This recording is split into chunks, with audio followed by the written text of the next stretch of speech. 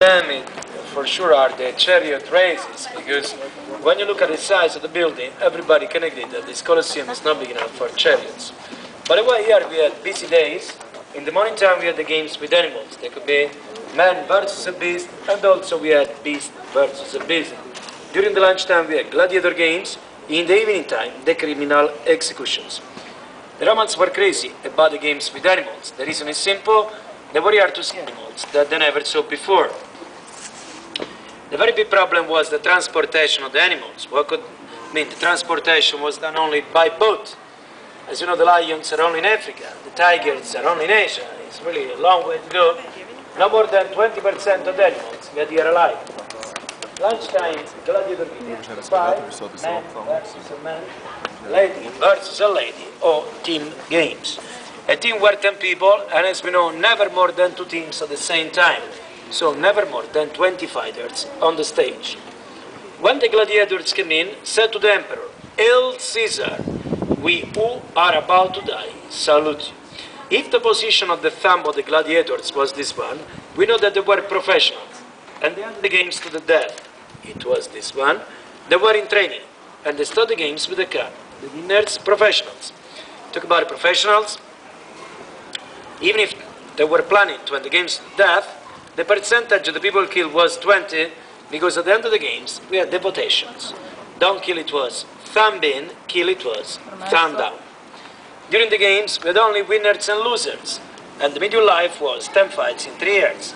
That means in 3 years of games, 5 times won, 5 times lost. Whatever they want, they get money. As soon as they get enough, the gladiators had the choice, or to continue, or to buy freedom. In a very simple way, it means with 5 victories, if the guys wanted, they were free. The show started in the year 80, and the show ended in 523. 443 years, and they killed 2 million people. What does it mean?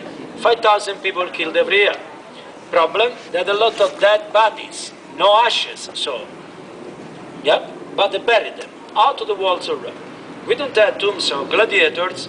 That's the reason why we don't know names of gladiators. Actually, only one gladiator is well known, and talk about Spartacus. Spartacus was alive before Christ, so he had nothing to do with the Colosseum. Now, first gladiator show ever, 263 BC, where Roman Forum, first show at the Colosseum, 80 AD. People came here to see the animals. For the Romans, the animals were something new, the gladiators were nothing new. If the show went on for such a long time, more than 400 years, why did they stop? Not for the Christianity. Many people think Christianity stopped the gladiators. No way. Because the Christians were legalized in 315. The last show 523, as everybody can agree, too much time. The reason was that in the year 500, the city of Rome was counting 50,000 people, and the Colosseum was too big for the population. The history is telling us that Rome ran out of people during the centuries. When they started the construction in 72, Rome had 900,000 people. Let me tell you guys, with 900,000 people, it was a good idea to have a big stadium, right? The top of Rome was the year 117, 1,200,000. And the top of the city, it was the top of the Colosseum, because in that year, they did 210 days of games. But after the year 117, the situation was bad. In the year 900, Rome was counting only 17,000. The Germans destroyed Rome. The Goths, the Visigoths, those people understood that Rome had a the problem of the water.